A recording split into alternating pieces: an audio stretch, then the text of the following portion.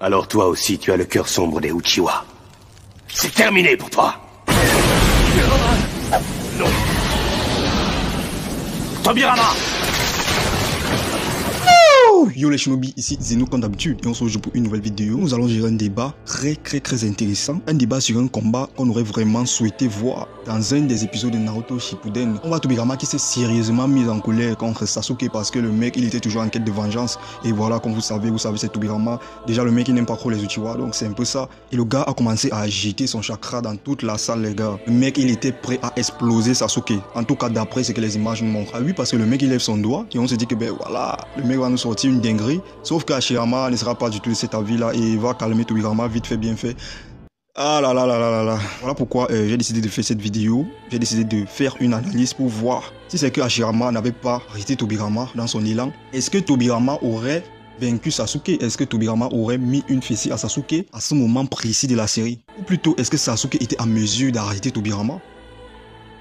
Bref les gars, comme d'habitude, n'oubliez pas de mettre le pouce bleu qui fait plaisir les gars. La dernière fois vous m'avez pété la barre des likes, j'avais demandé 100 likes sur la vidéo ici Itachi avait affronté Obito et les gars vous m'avez pété la barre des likes, vous m'avez mis plus de 200 likes et voilà les gars, je vous remercie vraiment pour ça. Ça veut dire que vous m'encouragez vraiment à faire mon travail. Abonnez-vous à la chaîne pour tous ceux qui sont nouveaux parce que voilà, du lot arrive, beaucoup de vidéos arrivent, c'est juste que je suis un peu occupé par le temps, voilà pourquoi je crains un peu avec les analyses. Donc les gars, abonnez-vous et n'oubliez pas d'activer la cloche de notification pour ne pas manquer mes prochaines vidéos. On commence.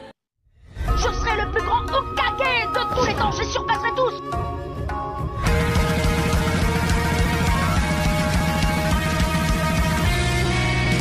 Ok, c'est bon, on a compris. Il va falloir que je change vraiment le générique parce que le générique il est super long. Hein.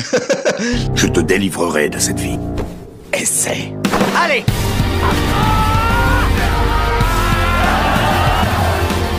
Tu parles de paix, de justice. T'as pas encore fini de me prendre pour un imbécile. Tu ne devais pas empêcher ce massacre, Naruto!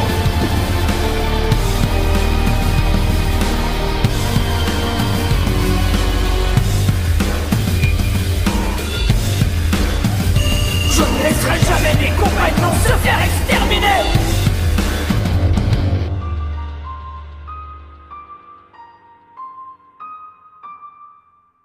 Voilà, avec ces génériques, c'est beaucoup mieux. Ok les gars, comme d'habitude, nous allons commencer cette analyse avec les aptitudes au combat parce que vous savez bien comment ça se passe ici.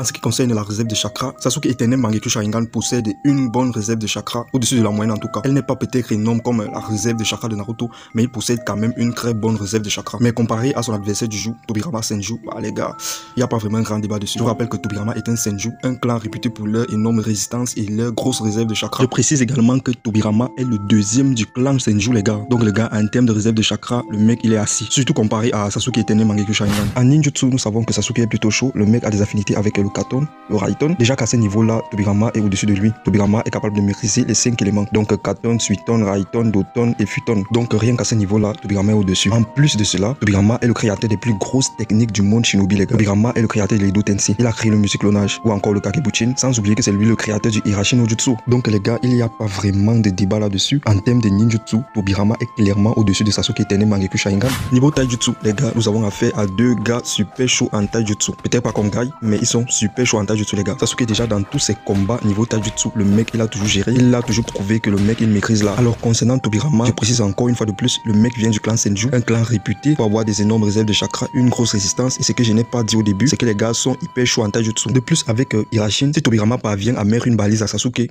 mais c'est terminé. S'ils engagent un fight niveau taijutsu, il suffit simplement que Tobirama le touche et il impose sa balise, le combat il est terminé les gars. Ouais, Sasuke possède un Éternel Mangekyou Sharingan, il peut peut-être anticiper le coup, mais voilà, je vous rappelle que Tobirama Senju a été capable d'imposer une marque à Jubito, je vous rappelle Jubito les gars. Donc les gars, niveau taijutsu, c'est encore Tobirama qui prend le dessus parce que le mec il peut carrément gérer avec Hirashin et voilà mettre une balise à Sasuke et voilà c'est terminé. En ce qui concerne le genjutsu, je vois souvent des gens dire que ouais Sasuke n'est pas vraiment chaud au genjutsu, mais les gars, vous faites ça comment?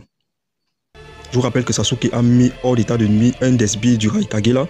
Le mec il était HS, il ne pouvait plus rien faire, paralysé en un seul regard. De plus, face à Danzo, le mec utilisait d'abord un premier genjutsu contre Danzo. Et voilà, Danzo lui dit que voilà, ton genjutsu il est trop faible, ton genjutsu ne sera jamais au niveau de celui d'Itachi. Maintenant les gars ils ont pris ces paroles de Danzo et ils ont commencé à utiliser ça que ouais voilà, Sasuke n'est pas très chaud au genjutsu. Alors les gars, je vous rappelle que ce qui va causer la perte de Danzo, c'est parce qu'il a sous-estimé Sasuke niveau genjutsu. Je vous rappelle qu'à un moment donné, Danzo pensait qu'il lui restait un Sharingan pour pouvoir activer Izanagi, sauf qu'en réalité, il n'avait plus de Sharingan. Il avait déjà épuisé son stock de Sharingan pour utiliser Izanagi. Et qu'est-ce qui lui a fait croire cela? Qu'est-ce qui lui a fait croire qu'il lui restait un Sharingan? Eh bien, c'était le genjutsu de Sasuke. Sasuke a activé un genjutsu sur Danzo pour lui faire croire qu'il lui restait un Sharingan pour activer Izanagi, sauf qu'en réalité, il n'avait plus de Sharingan pour faire Izanagi. Et c'est ça qui va causer sa perte. Donc voilà, Sasuke n'est pas du tout à sous-estimer niveau genjutsu. Sans oublier que dans le combat où Itachi lui a affronté Kabuto, son genjutsu va permettre de libérer Itachi.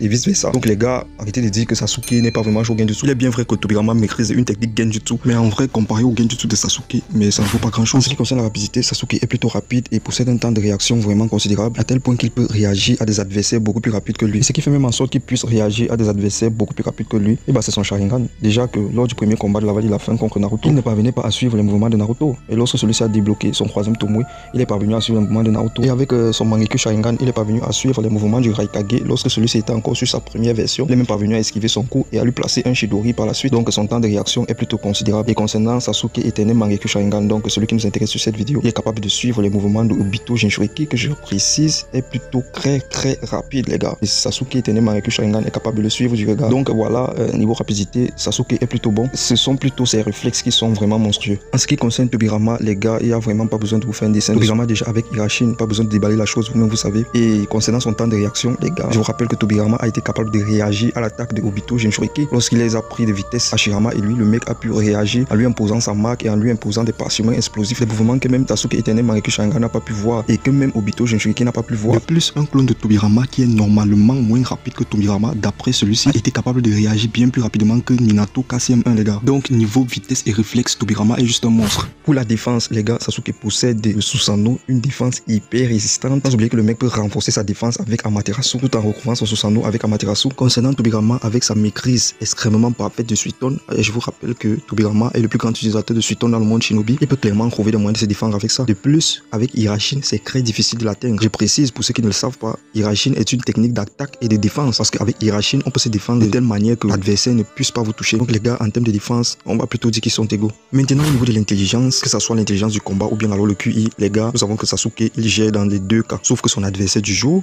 les gars, c'est Tobirama Senju, le shinobi qui a créé certaines techniques les plus puissantes du monde shinobi, je précise bien. Les gars, est-ce que vous vous rendez compte à quel point c'est compliqué de créer une technique? Combien de personnes dans l'univers shinobi ont pu créer des techniques? Et il n'y a pas que ça. Lors de la 4e grande guerre shinobi, lorsque Naruto, Sasuke, Minato et Tobirama que voici affrontaient Obito Jinchuriki, je pense bien que c'est Tobirama qui élaborait les stratégies pour attaquer Obito. C'est Tobirama qui menait la danse niveau stratégie. Et je vous rappelle qu'il y avait un Minato qui est extrêmement intelligent dans la bande. Sans oublier qu'il y avait Sasuke, mais qui suivait quand même les ordres de Tobirama, parce que oui, Tobirama était clairement le plus intelligent de ces croix-là. Donc les gars, côté intelligence, il n'y a pas moyen de se casser la tête là-dessus. Tobirama est clairement au-dessus de Sasuke. Pour l'endurance, Sasuke possède l'éternel Mangekyou Sharingan, donc le mec peut utiliser tous les pouvoirs de son Mangekyou Sharingan à volonté, tant que le mec possède encore du chakra bien sûr. Maintenant en face on a Tobirama, que je rappelle encore depuis que j'ai commencé à citer les aptitudes au combat. Tobirama est un Senju les gars, les mecs qui possèdent une énorme réserve de chakra, les mecs qui sont hyper résistants, hyper endurants les gars. Et ce Tobirama là est le deuxième de son clan, parce que le premier c'est Hashirama et lui il est le deuxième. Donc côté résistance les gars, Tobirama est clairement au-dessus de Sasuke. Ok les gars, maintenant on termine avec les aptitudes au combat, avec l'expérience. Donc niveau expérience, nous savons tous que Sasuke a quand même affronté des adversaires chauds. Dans Shippuden, il a affronté Deidara, il a affronté Itachi, il a affronté Kilebi, il a affronté le Raikage. Donc voilà, Sasuke a quand même un niveau d'expérience plutôt bon, on va pas se mentir. Mais les gars, comparé à Tobirama les gars, Tobirama a un niveau d'expérience beaucoup plus supérieur que celui de Sasuke. Tobirama, depuis qu'il est jeune jusqu'à son âge adulte, le mec a d'abord passé tout son temps à combattre les Uchiwa. Donc le gars connaît très bien les Uchiwa. Et la quasi-totalité des techniques que le gars a inventées étaient seulement pour conquérir les Uchiwa les gars. Déjà que Tobirama est né dans un temps de guerre où la guerre faisait rage. Donc côté expérience, Tobirama est clairement au-dessus de... Bon les gars,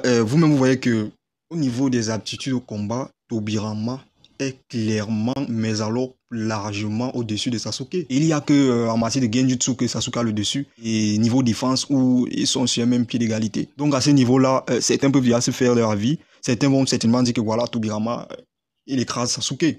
Sauf que c'est pas ça. Vous allez voir que dans la confrontation, bah les gars, ce combat est bien plus compliqué que vous ne le pensez.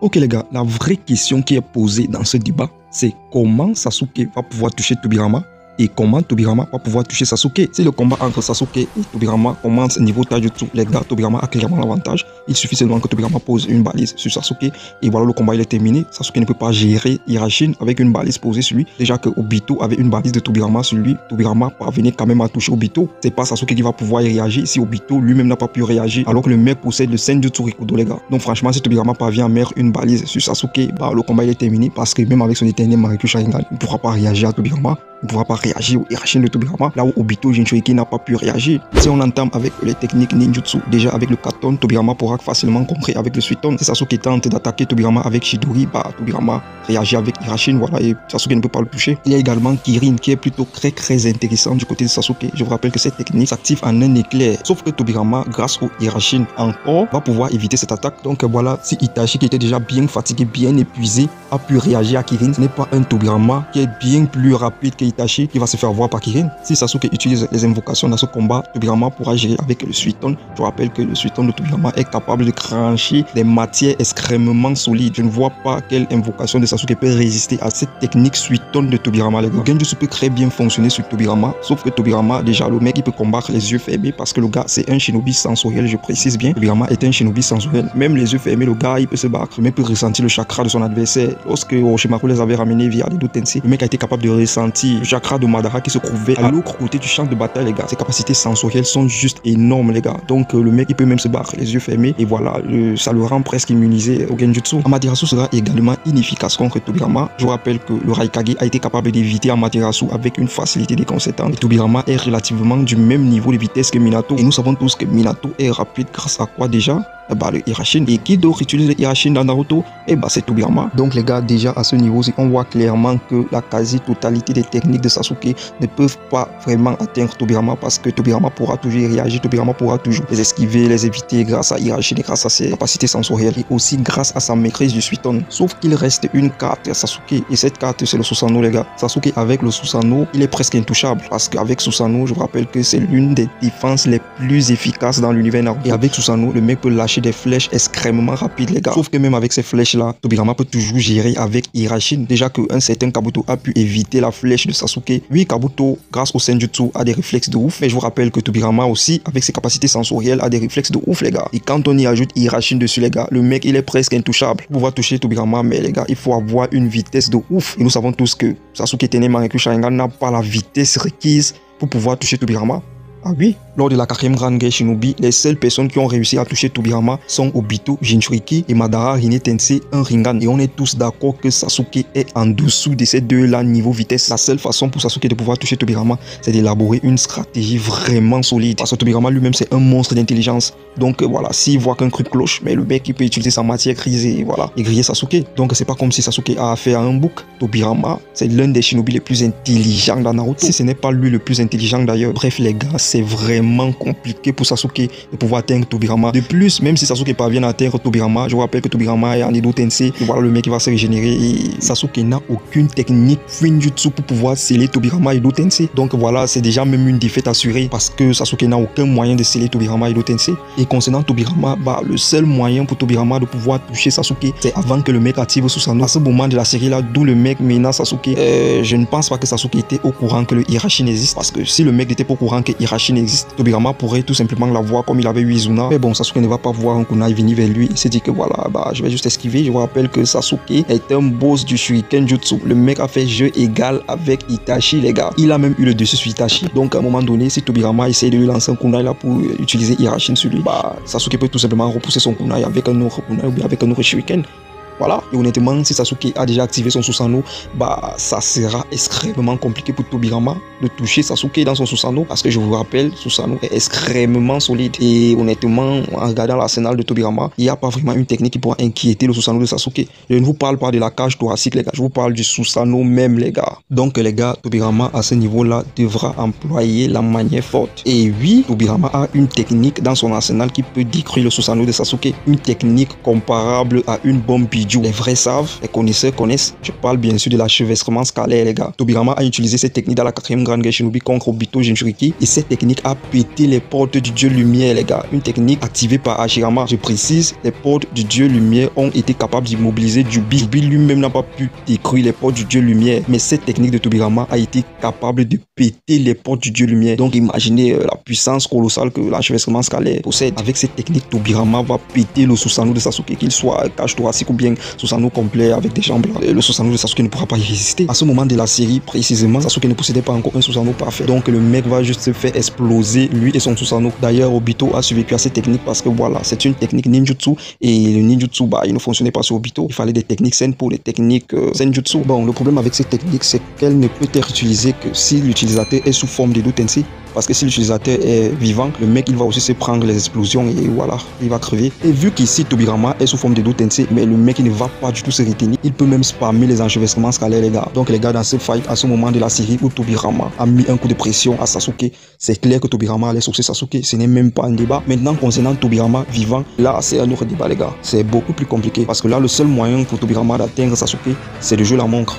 Ah oui, c'est de jouer la carte de l'endurance, tout simplement. Parce que là, Tobirama ne pourra pas utiliser l'enchevêtrement scalaire. Il sera obligé de jouer la montre. Voilà, épuiser Sasuke, faire multi-clonage et épuiser Sasuke. 20 clones, 30 clones. Parce que je vous rappelle que Tobirama est beaucoup plus puissant que sous sa version Edo Tensei. C'est dit dans le manga. Même Madara lui-même le confirme que Tobirama, à l'époque où il était vivant, est beaucoup plus puissant que sous sa version Edo Tensei. Donc c'est un peu ça. Tobirama, sous Edo Tensei, ne pouvait que faire 2 clones. Alors que Tobirama, lorsqu'il était vivant, donc à son prime, pouvait faire beaucoup plus de clones. Et des clones qui peuvent utiliser Hirashin. Donc avec ces clones, le mec peut fatiguer Sasuke. Et voilà, à un moment donné, Sasuke sera épuisé, manque de chakra. Et Tobirama, lui, bah, le mec il sera toujours debout. Je vous rappelle que les techniques de Tobirama ne sont pas trop consommatrices en termes de chakra. Et même si elles sont consommatrices, Tobirama a clairement plus de chakra que Sasuke. Tobirama est plus endurant que Sasuke. Donc c'est un peu ça dans les deux cas, que ce soit Tobirama et Edo Tensei ou alors Tobirama vivant, le mec est supérieur à Sasuke éternel Mangekyo Sharingan. Si vous n'êtes pas d'accord, dites-moi comment Sasuke parvient à battre Tobirama et Edo Tensei ou alors Tobirama vivant. Bah, dites-moi. Oh, Tobirama a clairement les moyens de battre Sasuke éternel Mangekyo Sharingan. Donc voilà, je vous attends dans les commentaires. Il faut me répondre. La seule manière pour Sasuke de pouvoir battre Tobirama, c'est d'élaborer une stratégie. Sauf que Tobirama, le mec, c'est un monstre de stratégie également, c'est un monstre d'intelligence. Donc franchement, c'est pas gagné pour Sasuke. Le mec, il est carrément désavantagé. Ceux qui ne sont pas d'accord, on continue le débat dans les commentaires. Laissez vos avis dans les commentaires comme d'habitude. Voilà, c'est un peu ça, c'est la fin de la vidéo. N'oubliez pas de mettre le pouce bleu qui fait plaisir. N'oubliez pas de mettre les 100 likes sur la vidéo, comme vous l'avez fait dans la dernière vidéo. Et je vous remercie vraiment pour les plus de 100 likes que vous avez laissé dans la dernière vidéo. Vous avez laissé plus de 200 likes. Et franchement, merci les gars, merci beaucoup. Vous m'encouragez à faire d'autres vidéos. Voilà, abonnez-vous à la chaîne pour tous ceux qui sont nouveaux. N'oubliez pas d'activer la cloche de notification pour ne pas manquer mes prochaines vidéos. Voilà, partagez la chaîne à vos amis. Voilà, dites à vos amis du quartier, c'est pas vos connaissances et sur les réseaux sociaux que voilà, il y a un mec là sur YouTube, il y a un mec sur Facebook qui fait des shows débats. Voilà, il faut vous abonner. Voilà, c'est un peu ça. Bref les gars, c'était Zeno et moi je vous dis à la prochaine. Portez-vous bien. Ciao.